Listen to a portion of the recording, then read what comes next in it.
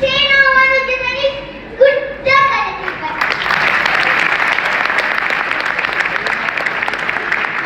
Dhumarratti mootummaan artistootaa fi qaamota aartii jajjabeessaniif xiyyeeffannoo guddaa kennuun aartiin keenya tokkummaa uummata Oromoo nageenyaa fi misooma akka fiduu fi guddina hawaasa diinagdeef akka oolu hojii guddaa kanarraa eegamu ta'uu ibsuun barbaada.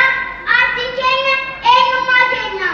Kanatti aansuun walaloo xiqqoo isheen isiniin gammad galatooma xinnaa qusqolchuma sinin qaanessu tasuma hanqannoo beelii badhaafamutti duubatti hin deebi'u tasuma aartii keenya qabannee gara fuulduraatti galatooma Oromooti.